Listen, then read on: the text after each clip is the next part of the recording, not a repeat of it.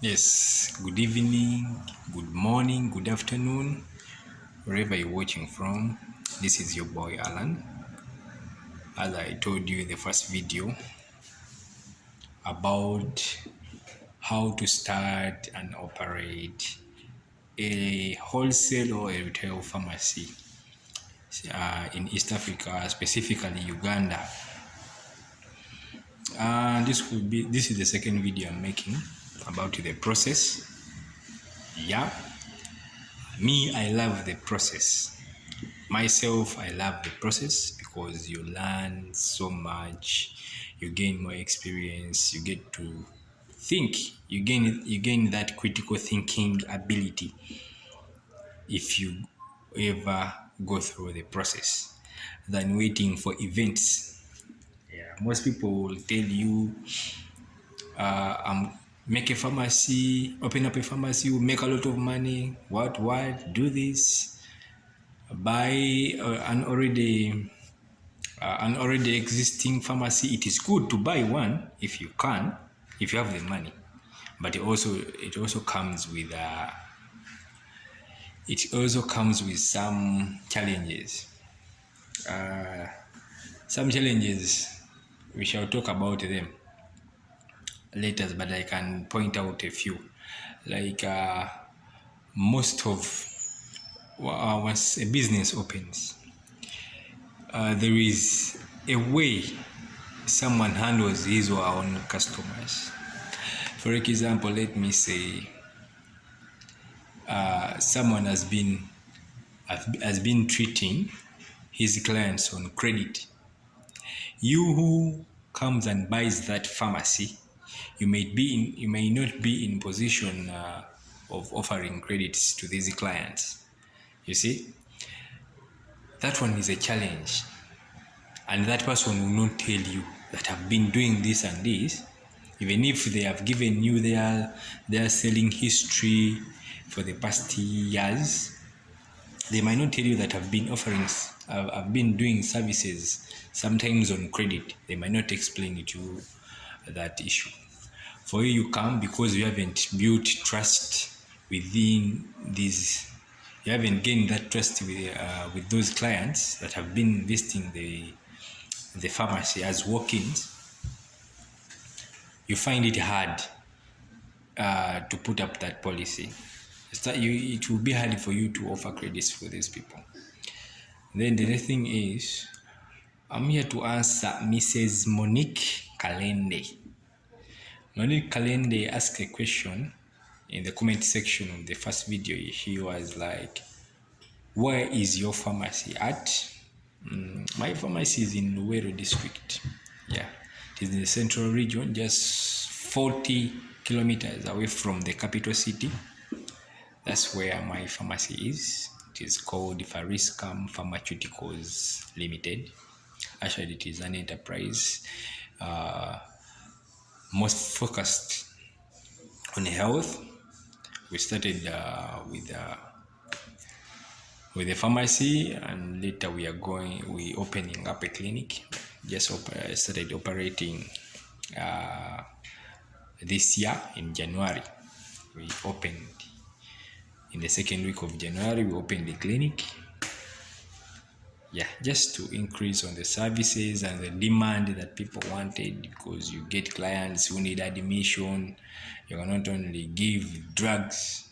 Some people need monitoring, need this and this, so you have to also take that as an advantage. If you are capable, if you can add a service, you can start with outpatient like me. Yeah, outpatient services. Yes, they're also an addition. And she was like, also, do you mind letting me know how much I must have to start a pharmacy? And okay, let me first put a comma there. How much you must have to start a pharmacy? It depends. What kind of pharmacy do you want to open up?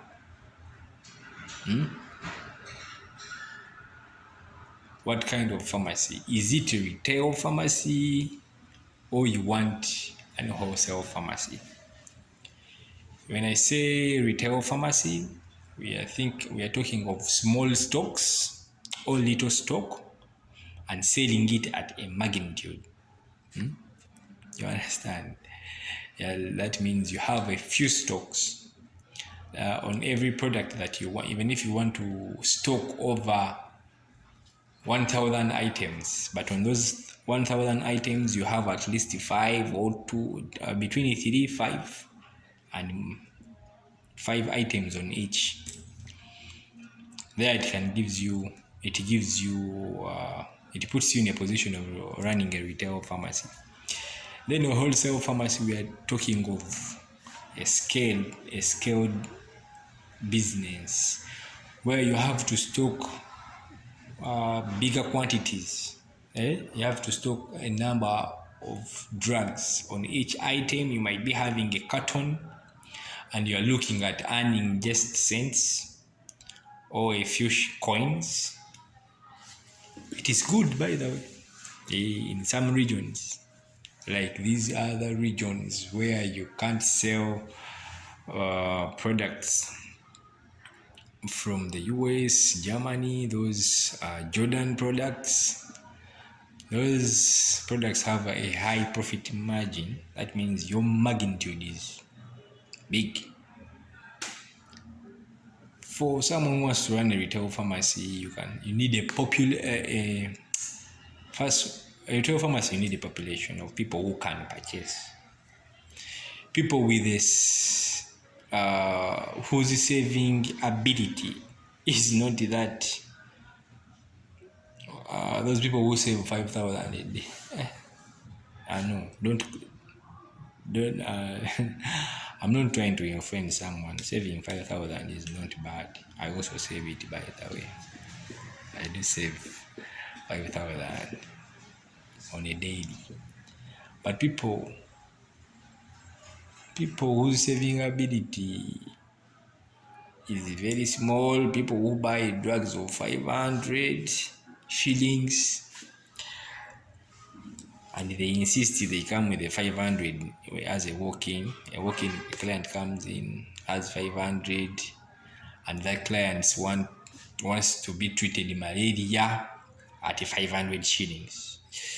That community is not good for retail. A wholesale pharmacy will be good.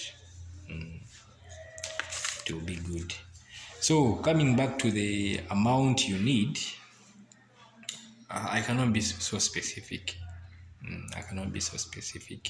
If you need to run, let me say, wholesale pharmacy, you need, if you want to be well stocked, at least not less than 200 m. Yes, not less than 200 million. 200 million Ugandan shillings. There you can start, or you can just take a leap, as I say. You can start with the small items if you have more. But the only challenge is some clients will come in when they want like 10 doses, 10 packets, 20 packets.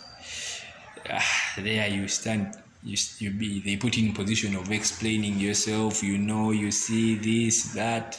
We haven't received. We are bringing. That one is a disappointment. It's the first disappointment to the client.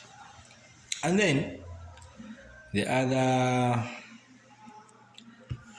other part is like, does it have to be necessary a pharmacist at a degree or even at a diploma cadre, and at how much range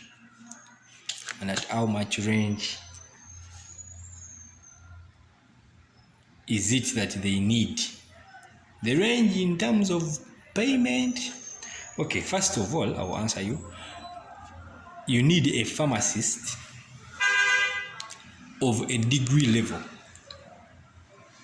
to be backed up. You need a pharmacist that has a degree or a bachelor's degree and more. That one is no question. You need a pharmacist that is a degree level. Diploma holders, I think their card still has little anatomy or biochemistry. Like see, they still have little chemistry, the knowledge wise. Okay, they may have the experience of having worked in the pharmacy, but they are not at that epitome of knowledge.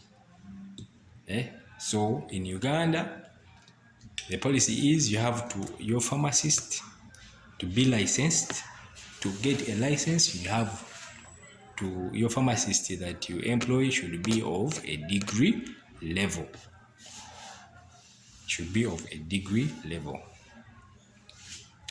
Then how much range is it that they need in terms of salary? These people, anjagamba beematira si mu bubi naye kakoosi kazibu. The course is hard and it is very expensive to attain a degree in pharmacology. So the tuition is expensive, and the time they spend at school, they say, for them, not me, I'm not speaking for the pharmacists, but this is what is on the market. You see, that they need, you can get a pharmacist depending on how you negotiate it, but currently a pharmacist, they charge 1.8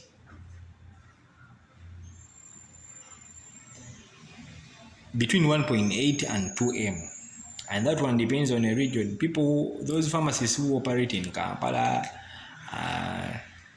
and the type of pharmacy you have, is it a retail or a wholesale?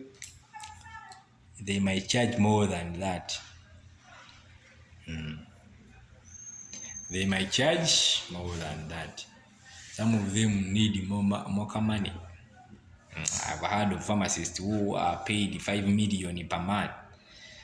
These Indians have a lot of money, so when they came into the market, they offered a lot, and most of them have lost. Okay, they get the drugs, they control the production, they control the product, the production. Most of them are they have warehouses. They are importers. They dictate a lot in the market of pharmacy business here in Uganda. Because they have money, they can stock a lot, so they try to offer much money, 5M, 3 million plus per month. Yeah. So a pharmacist degree, they range from 1.7, between 1.7 and upwards, depending on your own negotiation. But it is most of them right now, the take home is 1.8 or 2M per month. So that one calls for hard work, because if you cannot make that money in sales, that means you are closing. You might close the company in 1 year or even less than 1 year, because once these people, I wouldn't say they are arrogant, but they want the money. Because if you cannot pay them, first of all, they can start.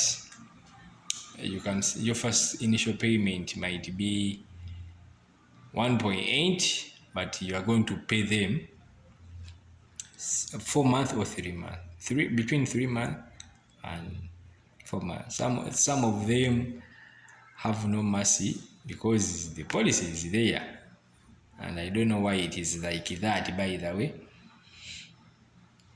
if you don't pay them, they take back their license. Without a license, you can't operate. So that one has been a challenge most of the times. It is a challenge to pay It is very challenging. It is very stressing. You lose hair like me. It is very stressing paying a pharmacist. That's the only challenge. But if you have the products, you are well stocked, I promise you will be making money. You have the right products for the right community. You should find the right products for the right community. Don't just bring UK brands. Don't bring those expensive drugs to villages. These people are villagers. The saving capacity is too high. They cannot afford to buy drugs of more than a dose of 50. They only buy it when they are in critical danger, when the condition has worsened. That's the only problem with stocking expensive drugs. And also you should know the community where the prescribers are. You're not going to stock thyroxine, levothyroxine, or carbamazole, or dosazocine. Those are chronic conditions. They need specialist prescriptions. If you're not in a community where the prescribers are not available, you stock drugs, they will expire. You are going to stock isotretinoin, it is expensive. A monthly dose is between 160 and plus 160 plus, depending on the brand you stock. Who is going to buy that without a prescription? You should know the community where you are located, so that you can bring the right drugs that are affordable to those people. Remember, your pharmacy is all about selling. If you can't sell, that means you will